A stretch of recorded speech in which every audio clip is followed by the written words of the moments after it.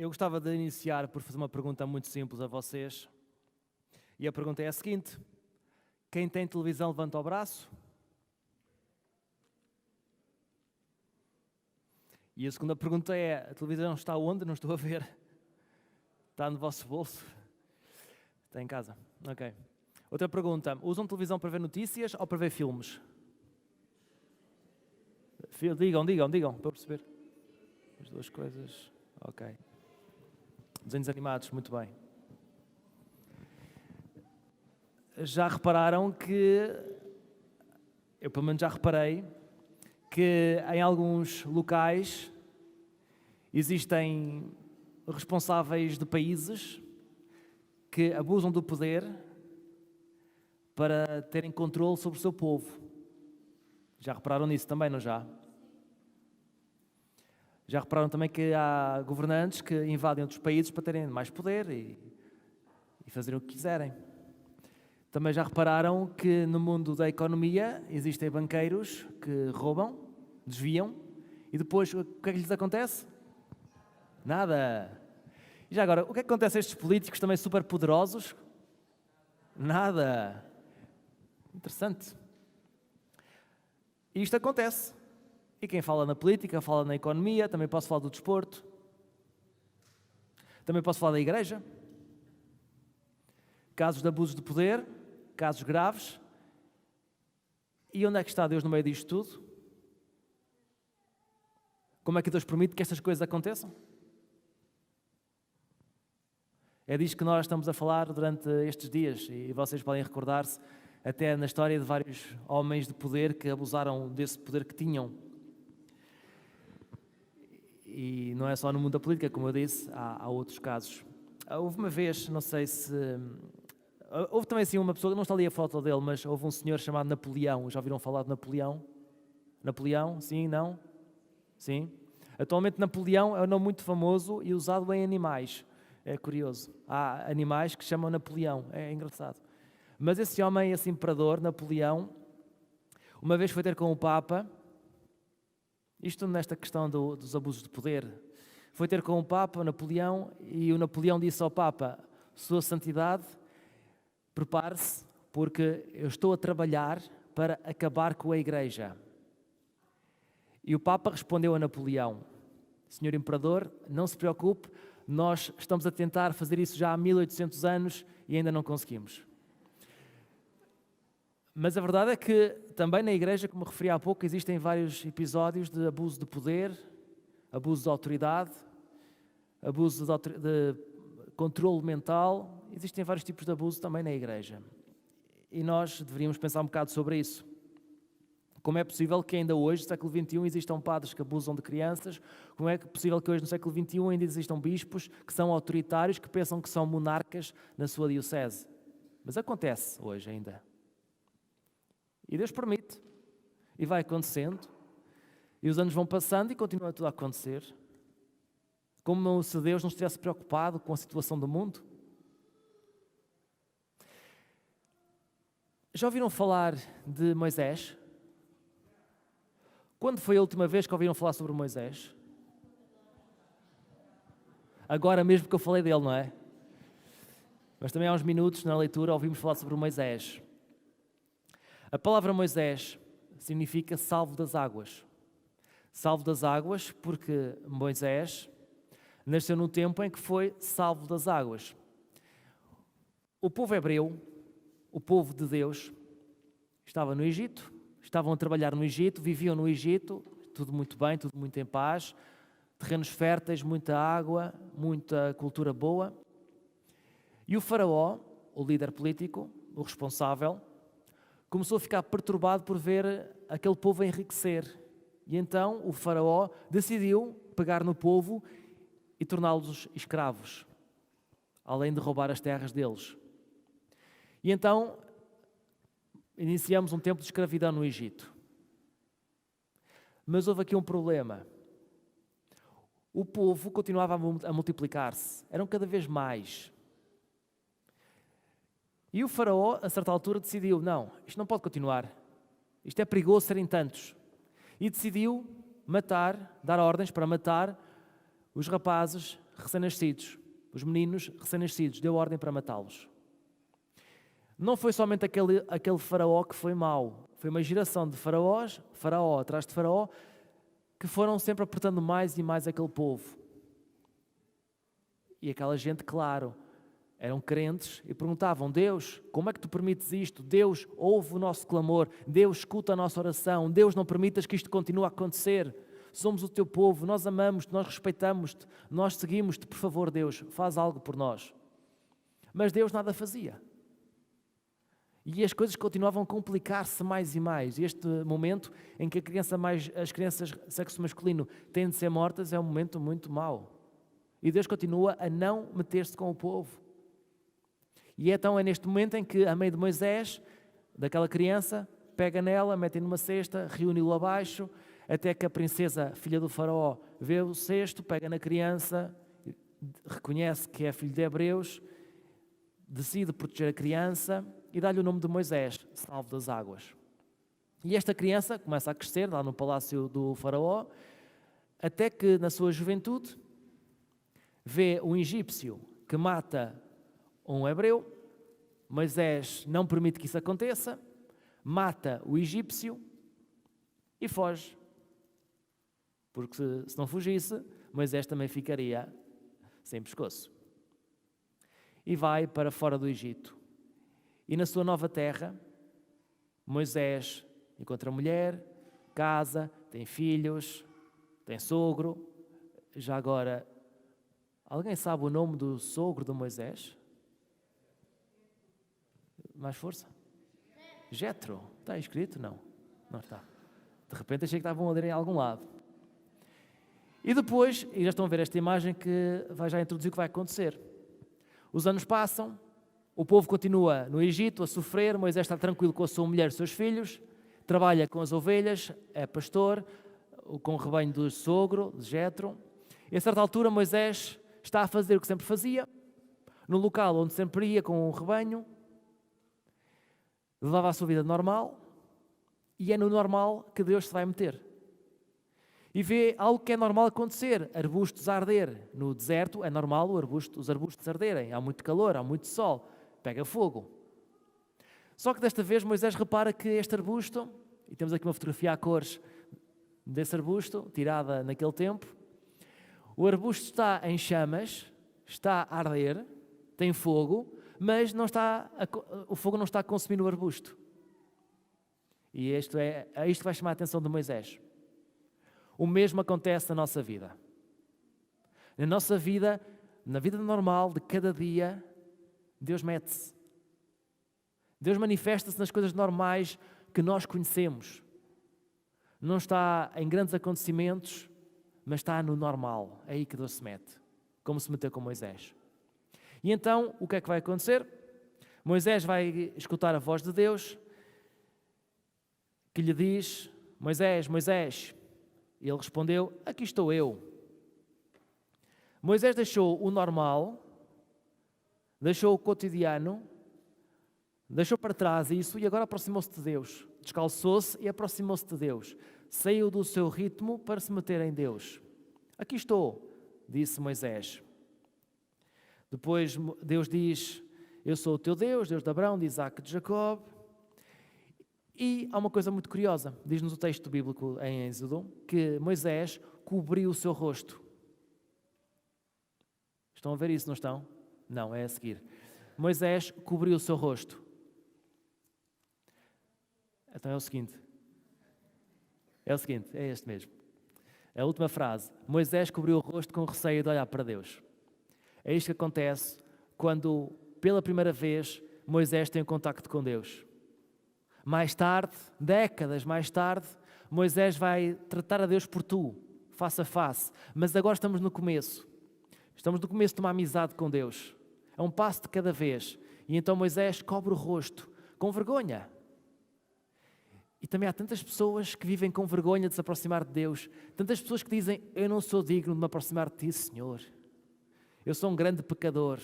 Fui e sou. Não sou digno, Senhor, de tocar em ti. Isso é cobrir o rosto. Mais tarde vamos ver que é importante tirar esse pano que cobre o rosto e estar com Deus sem receios, sem medos. Moisés vai aprender isso ao longo das décadas. E agora vem uma coisa muito importante. Recordemos que o faraó é um mau presidente, é um mau líder, abusa do povo, oprime, escraviza. É aquele que nós não gostaríamos de ter no nosso país. Quanto mais longe, melhor. O povo quer liberdade, mas não tem liberdade. E Deus diz a Moisés: eu vi a situação miserável do meu povo no Egito, escutei o seu clamor. O líder do Egito é a pessoa errada. Não é o melhor faraó de sempre. Não é o melhor faraó da história, é o mau faraó. E nós ficamos a perceber por esta passagem que Deus preocupa-se com o seu povo. Pode não parecer, mas Deus está preocupado a olhar pelo seu povo. Escuta o clamor do seu povo.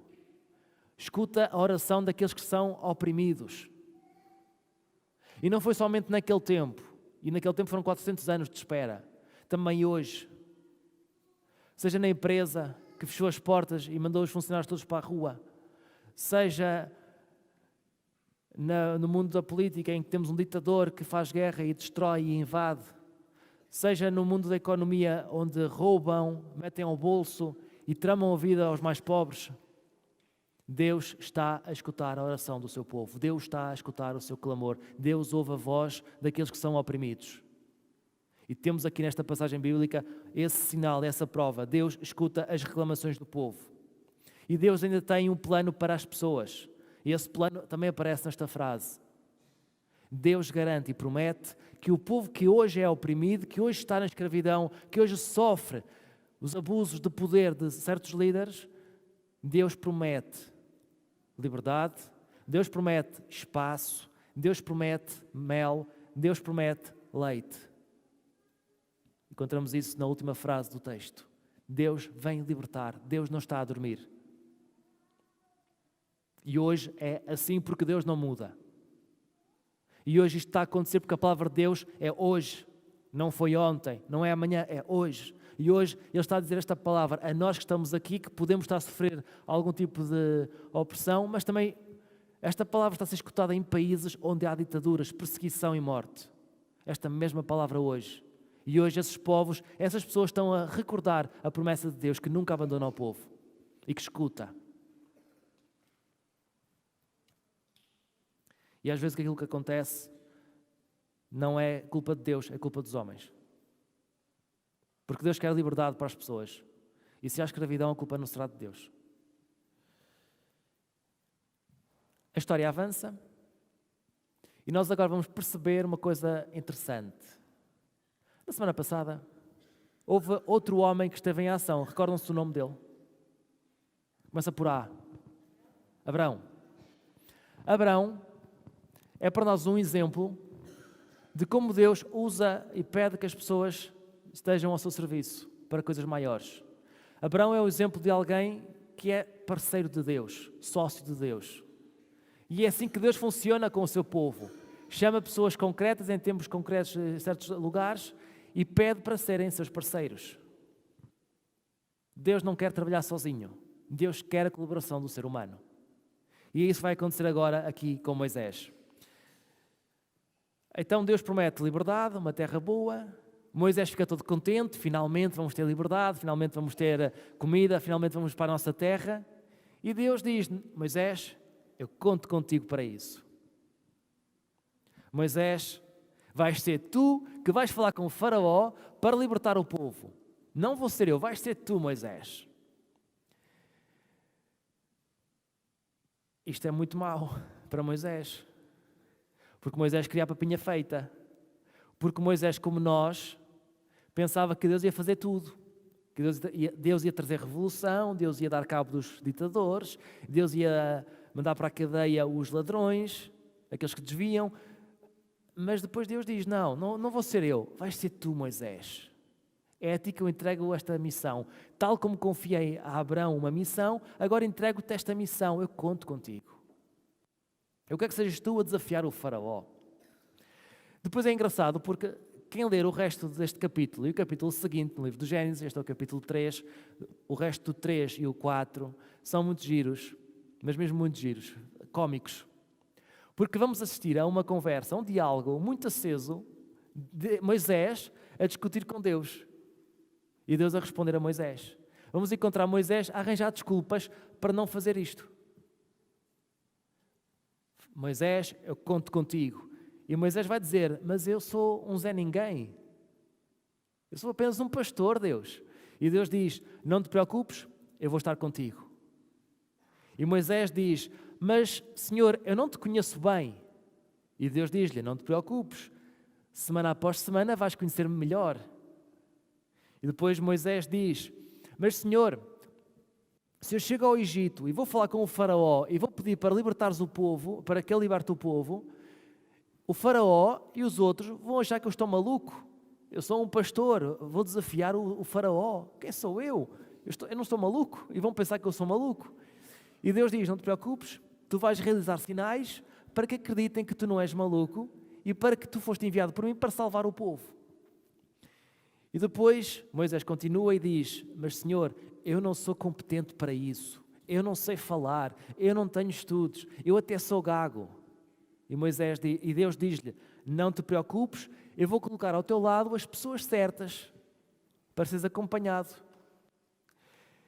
Por fim, Moisés já não sabia o que mais dizer, já não tinha mais desculpas para não servir a Deus, já não tinha mais desculpas para levar a liberdade ao povo. Por fim, Moisés diz, Senhor, eu não quero ir. Foi o que Moisés depois no final disse, Deus, eu não quero ir. E diz-nos o capítulo 4 do livro do Êxodo que Deus zangou-se com Moisés. Imediatamente a seguir, na frase seguinte diz, e Moisés pôs-se a caminho do Egito. Uma frase, Deus zangou-se e logo de seguida Moisés pôs-se a caminho do Egito. É interessante e tem muito humor isto. Moisés já não tinha desculpas. E esta última, que não quer ir, é um bocado parva, porque Moisés queria a liberdade do povo. Também queria. Então, quando vê Deus a ficar zangado, Moisés, não, eu vou já. E foi. E foi acompanhado, e teve sinais, e não ficou gago, e falou com o faraó, e o resto da história nós poderemos escutar daqui a umas semanas depois, na véspera da Páscoa. Moisés claramente não estava preparado para ser líder. Moisés era um fraco, era só um pastor. Moisés era um cobarde, fugiu do Egito, abandonou o povo. Moisés mal conhecia Deus, por isso cobre o rosto. Assim era Moisés, não tinha curso superior. E eu penso que para libertar um povo é necessário muita cultura e muita informação, mas Moisés não tinha isso. Mas tinha Deus do seu lado. E Deus chama e prepara as pessoas que chama, sempre. Moisés queria algo diferente. Deus pede a ele para fazer esse algo diferente. E depois prepara Moisés para fazer o trabalho. Para concluir, 3 ideias para finalizar, que está quase na hora do frango do mini preço ficar esgotado. Primeiro aspecto, Deus não ignora o que está a acontecer no mundo. Deus não ignora os abusos de poder. Deus não ignora a situação atual. Seja ela na nossa família, na nossa empresa, na nossa escola, também há pessoas que são ditadores. Também não ignora o que se passa nos países e na economia. Deus não ignora. Deus olha para a opressão do seu povo e escuta a oração. Por isso, primeiro passo, como o povo de Deus, como o povo hebreu, devemos iniciar um tempo de diálogo, de oração com Ele. Falar com Ele abertamente sobre o que está a acontecer, sobre a opressão que temos na vida. Falar com Ele. Esse é o primeiro aspecto importante, porque Deus está atento e escuta. O segundo aspecto, Deus, vendo o que está a acontecer com a má liderança, mais cedo ou mais tarde vai intervir. Vai intervir no seu tempo, no tempo de Deus, quando for a altura certa. E poderá estar a pedir-te para fazer alguma coisa, para que as coisas mudem. Porque Ele pode estar a contar contigo para isso, como contou com Moisés. Nós às vezes achamos que, vou dar exemplos concretos, que o leitor leu muito mal, que o cantor cantou muito mal, que está tudo muito feio. Comentamos, murmuramos, lançamos boatos, criticamos. Mas depois a pergunta é, e tu o que é que fazes para mudar isso? Foi muito mal lida a leitura. Tudo bem. E tu, és leitor, alguma vez te ofereceste para vir ler? A decoração está muito feia, nem sequer há flores. Criticaste, a flor não há flores, está feio. E tu, já te ofereceste para colocar aqui um ramo de flores? Agora não, porque é Quaresma. A igreja está suja e tu já te ofereceste para ajudar na limpeza da igreja? O catequista está muito envelhecido, não sabe lidar com as crianças, é muito chato. E tu já te ofereceste para ajudar as crianças no seu processo de crescimento na fé? É fácil falar, mas depois fazer, chegar à frente. Moisés tentou escapar. Ok, não estás preparado, não tens formação, não há problema, porque Deus prepara-te. Foi assim com Moisés. Mas o Presidente da República não sei o quê. Ok, já tentaste falar com ele? É possível mandar cartas ao Presidente? Já enviaste a carta para falar com ele? Ou é fácil falar? Os políticos isto e aquilo, roubam, desviam. Ok, eles fazem isso. E tu? Quantas vezes é que tentaste fugir ao pagamento de impostos? A fatura pode ficar aí arrumada de lado, não é preciso fatura. Deus pede algo concreto a nós. Se queremos coisas diferentes, temos de fazer também o diferente. E se Ele nos chama para servir, se Ele chama para liderarmos, temos de estar disponíveis para isso, como Moisés. Há desculpas, mas depois podemos mesmo responder sim. Deus não chama os qualificados, Deus qualifica aqueles que chama.